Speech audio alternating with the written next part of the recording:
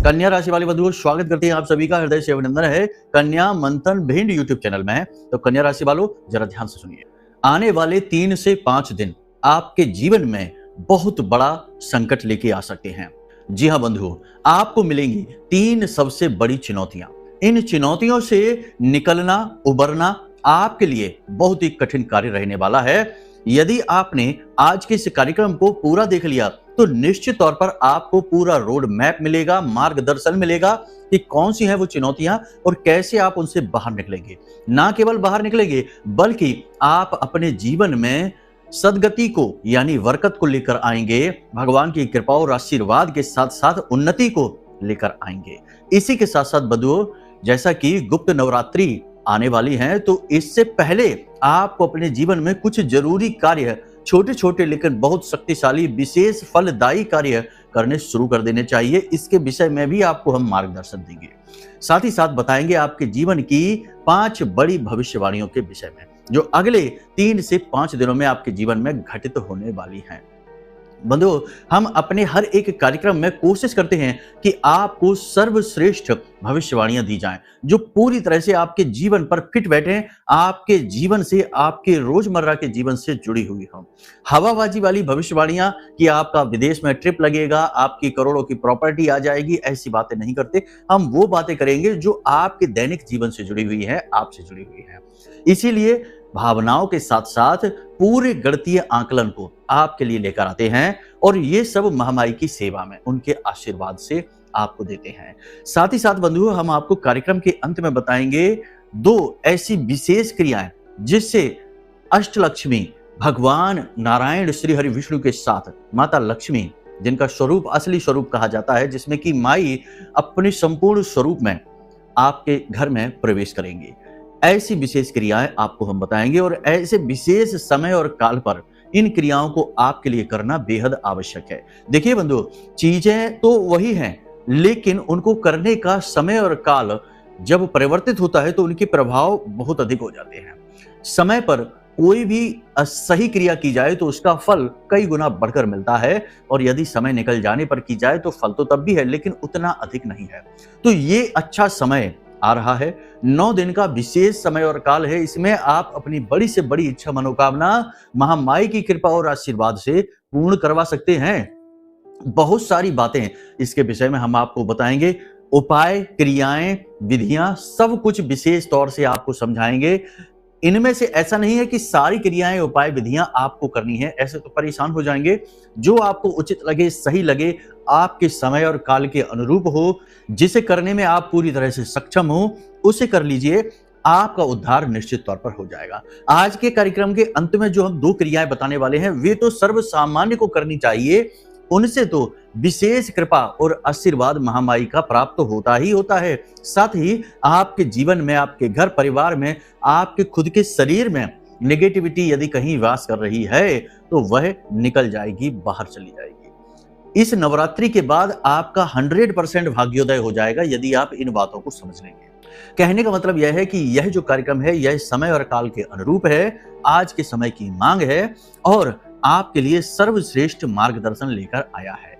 अब ऐसे में आपका यह धर्म है कि जहां हम आपके लिए प्रयास कर रहे हैं, माई का आशीर्वाद लेकर, माई से अनुमति लेकर आपके लिए कार्यक्रम तैयार करते हैं विशेष तौर पर, तो आप भी इसमें हमारा समर्थन करें। कार्यक्रमों को अंत तक अवश्य देखा करें, तभी आप इनका लाभ ले पाएंगे। आधा अधूरा ज्ञान लेकर जाएंगे या मन में कुछ ही अपना फितूर लेकर बैठ जाएंगे, कुछ भी अनाप शनाप विचारधारा के साथ यदि आप चलेंगे, ज्ञान का अस्वीकरण कर देंगे तो आप जीवन में कभी भी आगे तो नहीं बढ़ पाएंगे और यदि बढ़ भी रहे हैं तो आज नहीं तो कल बड़ी रुकावट आपका रास्ता रोक ही लेगी और बाधा आपको आगे बढ़ने नहीं देगी।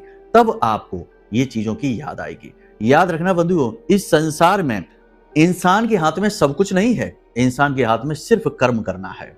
बाकी क्या देना है, क्या नहीं देना है, किस प्रकार देना है और कब और कहां देना है, ये सब कुछ उसने यानी भगवान ने अपने हाथ में ले रखा है। इसीलिए तो तुलसीदास जी ने लिख दिया है कि हानि लाभ जीवन मरण यश अपयश विधि हाथ। तो उसने यानी विधि यानी भगवान ने अपने हाथ में इन चीजों को ले रखा है।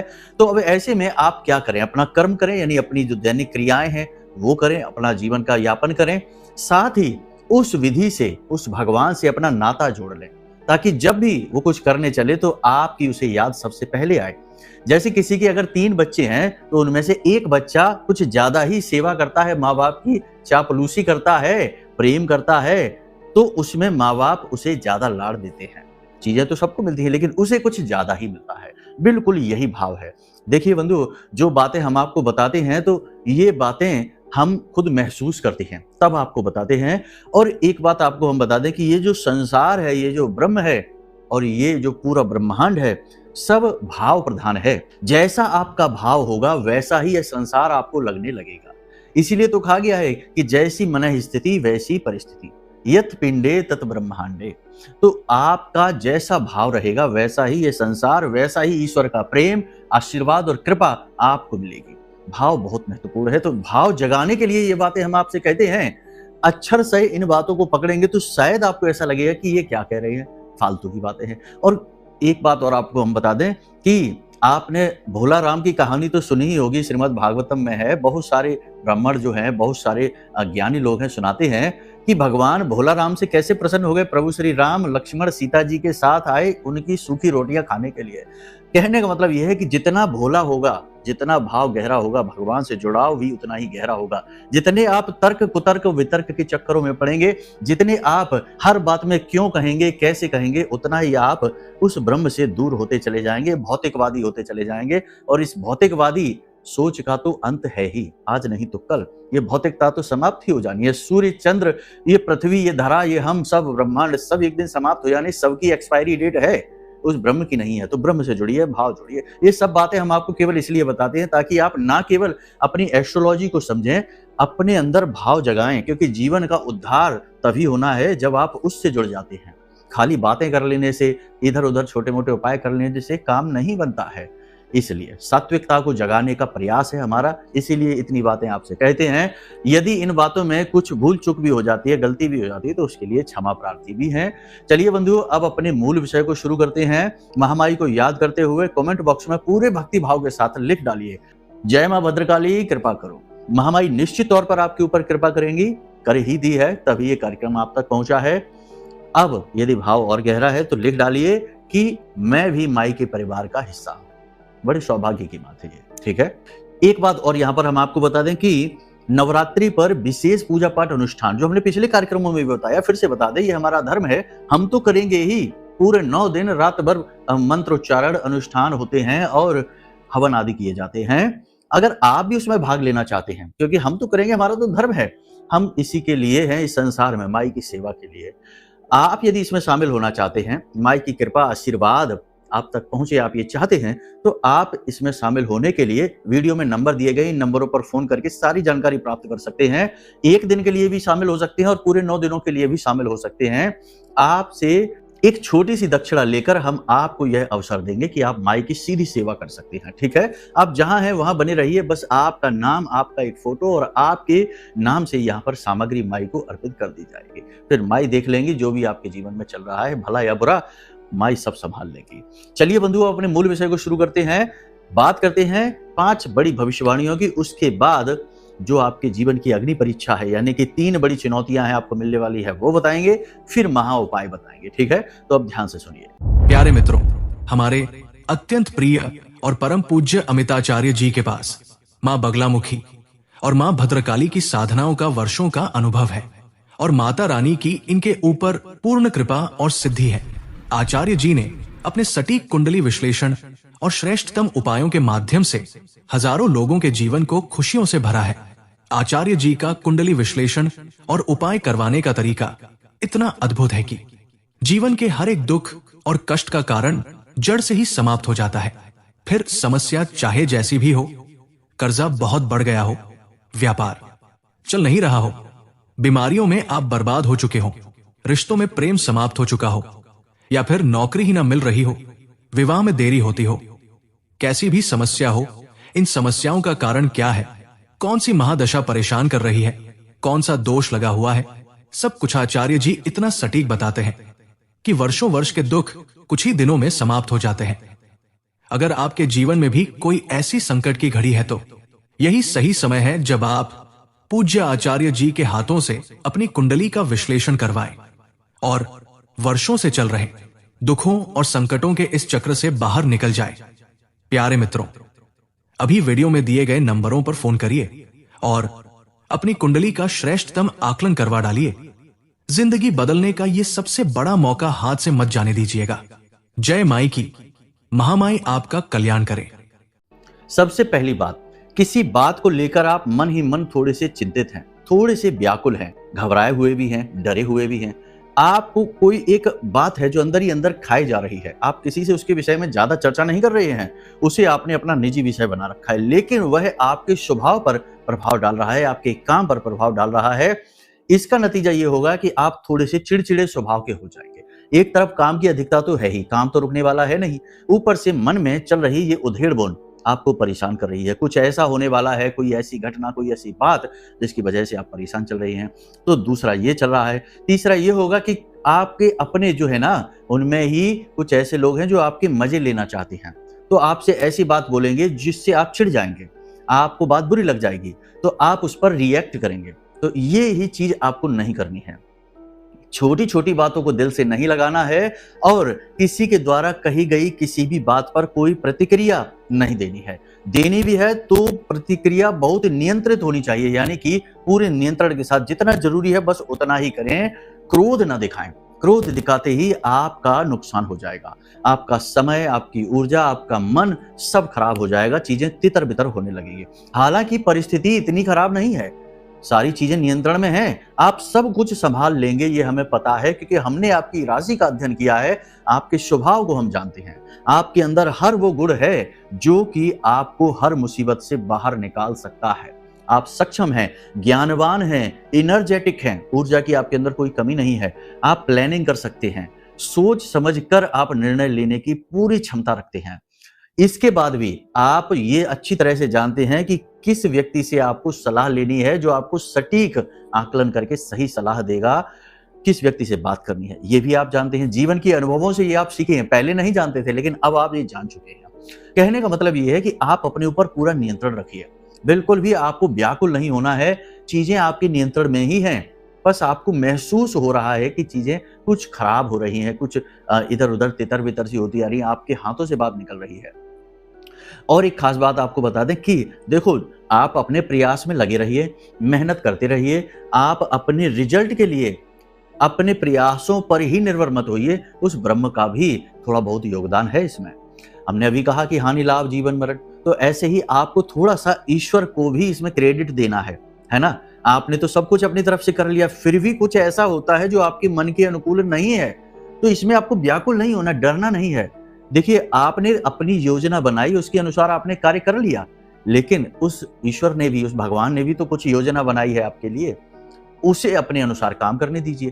तो जो आपको मिल गया वो तो बहुत अच्छी बात, जो नहीं मिल रहा है, आपके मन के अनुसार नहीं हो रहा है, वो उसकी योजना का हिस्सा है, ठीक है। तो उसकी योजना का हिस्सा है तो बहुत ही अच्छी बात है कि भाई वो आपको परिणाम दे रही है, तो वो आपका बुरा थोड़े ही कहेंगे, अहित थोड़े ही करेंगे। तो आपको थोड़ा यहाँ पर इस तरह से, यानी सात्विकता के साथ चलना है। इससे आपके अंदर क्या है, भगवान के प्रति भाव जागृत होंगे, कॉन्फिडेंस आपका बढ़ेगा और हर चीज को स्वीकार करने की आपके अंदर क्षमता जागृत हो जाएगी। तो मन में जो भय है ना कि उधेड़ बुन सी है, ये गायब हो जाएगी। देखो, ये वास्तविक बातें हैं, प्रैक्टिकल बातें हैं, हम आपको बता रहे हैं। हम ये नहीं कह रहे कि आप कहीं दिया जला देना जाकर, या कहीं जाकर कुछ कह देना, सुन देना, चालीसा, ये सब करिए, ये सब अपना अलग विषय है, इसके लिए हम निषेध नहीं कह रहे हैं, लेकिन इन सब चीजों पर ही निर्भर न हो जाइए। आपको अपने ऊपर काम करना है, अपने ऊपर नियंत्रण रखना है, ये बहुत जरूरी है, ठीक है। आप एक भावुक इंसान है, नाजुक हृदय के स्वामी हैं आप, तो नाजुक हृदय बड़ा पवित्र भी होता है, ईश्वर को बहुत प्रिय भी होता है, लेकिन ये दुनियादारी के चक्करों में बड़ा बुरी तरीके से इसको घायल भी किया जाता है। तो ये सारी चीजें हैं।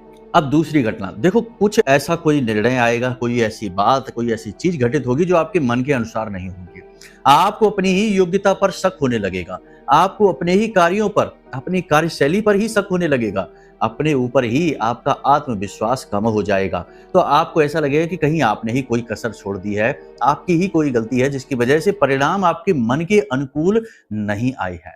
लेकिन ऐसा नहीं सोचना है। देखिए, आपके अंदर कोई कमी नहीं है। आपने पूरी ईमानदारी के साथ, पूरी मेहनत के साथ लक्ष्य को हासिल करने की कोशिश की है, लेकिन हर एक चीज़, यही तो हम बार-बार आपसे कहना चाहते हैं, क्योंकि थोड़ा-सा समय प्रतिकूल है, चीज़ें आपके मन के अनुरूप नहीं होंगी, आपकी एकाग्रता भंग होगी, मन आपका थोड़ा-सा चंचल होगा, अशांत होगा, व्याकुलता बढ़ेगी, तो ऐसे में आपको नियंत्रण रखना होगा अपने स्वयं के ऊपर और अपने मन को भी नियंत्रित करना होगा। थोड़ा-सा भगवान का भजन करें, प्रवचन आदि सुनें और भगवान की स्तुति वगैरह का गायन करें और कुछ भी नहीं तो बस एकांत में आँखें बंद करके बैठ जाएँ, थोड़ा-सा ध्यान की स्थिति में जाने की कोशिश करें। इससे आपका आत्मबल बढ़ेगा और चीज़ों को सामना करने की शक्ति आपके अंदर जागृत होगी।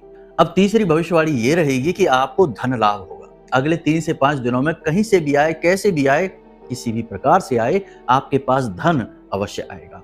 आपने लोन के लिए अप्लाई किया था, कहीं से आप फंड वगैरह जुटाना चाहते थे, कोई काम धंधे व्यापार के लिए, किसी भी तरीके की पैसे की राहत, मदद या आपका पैसा किसी ने ले रखा था, वो आपको पैसा देने के लिए वापस आएगा।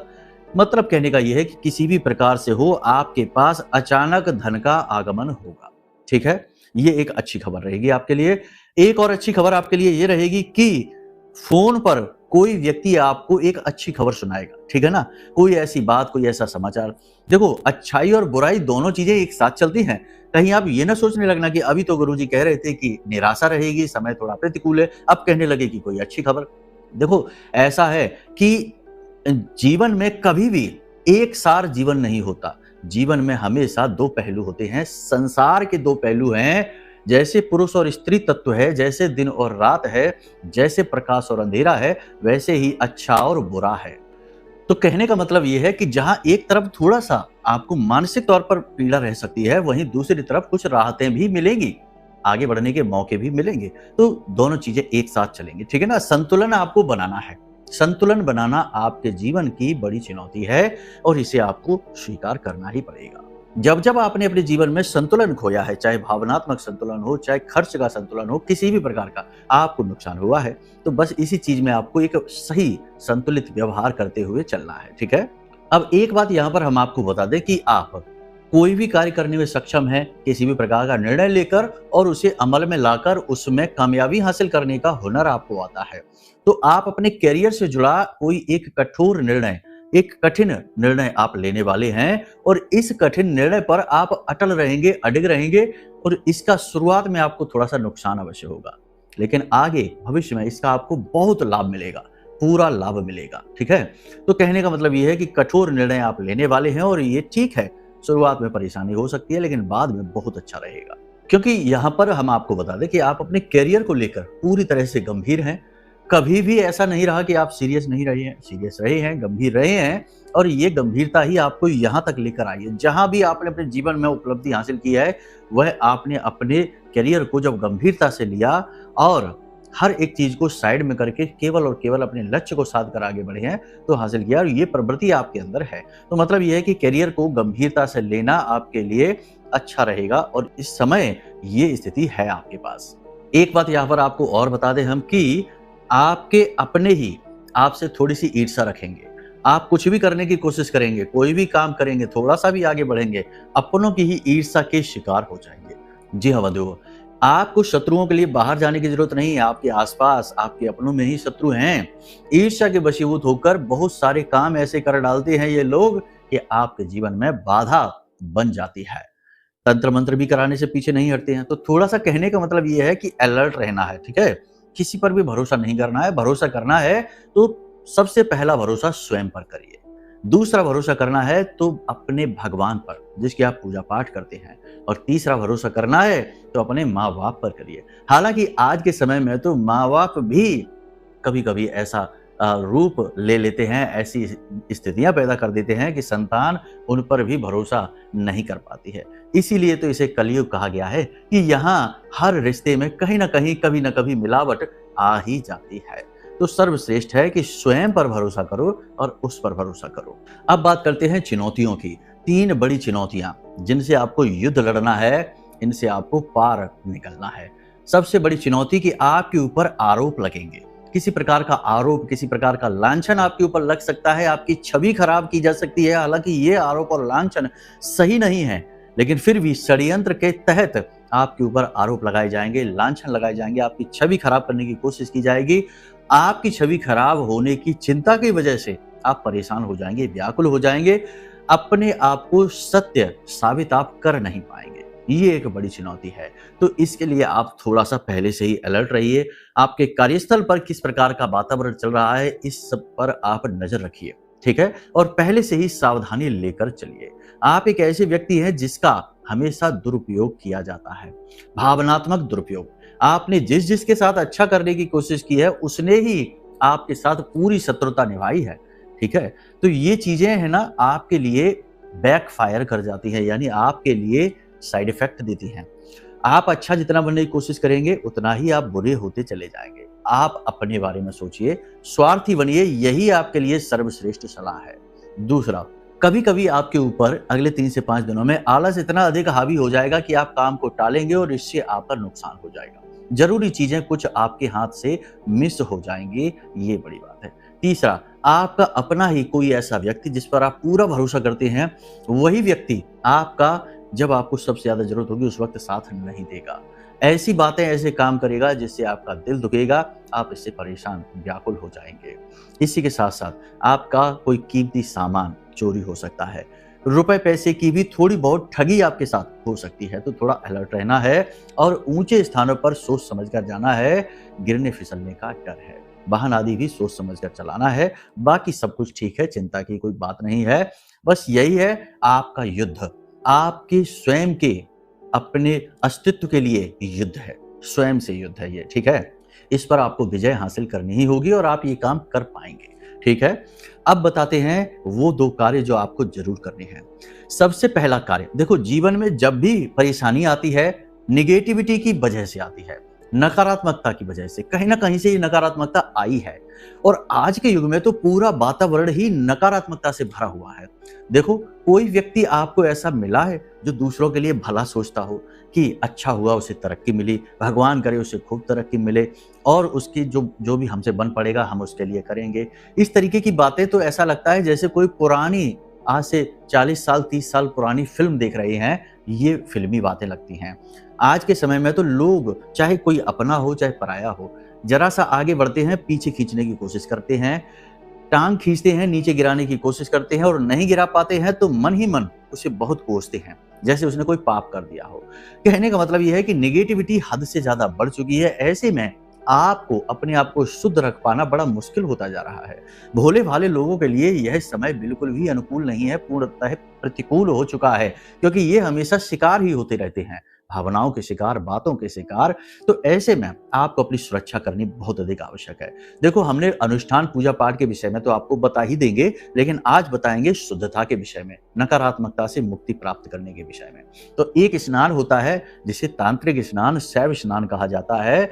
ये स्नान बहुत अधिक शुभ है, बहुत अधिक पवित्र है, शक्तिशाली है। निगेटिव एनर्जी को आपके शरीर के अंदर से, क्योंकि निगेटिव एनर्जी कहीं ना कहीं आपकी बॉडी में वास जरूर करती है, तभी तो किसी के बाल झड़ रहे हैं, किसी की आंखों में हमेशा जलन होती रहती है, और किसी के शरीर के किसी विशेष भाग में दर्द होता रहता है। इसे नेगेटिव एनर्जी का ब्लॉकेज कहते हैं, जिससे आपकी ऊर्जा का प्रवाह रुकता है, अवरुद्ध होता है, और शरीर के किसी भाग में तकलीफ होनी शुरू हो जाती है। और कभी कभी यह नेगेटिव एनर्जी जब दिमाग पर हावी हो जाती है तो उल्टे सीधे विचार मन में लगातार आते रहते हैं।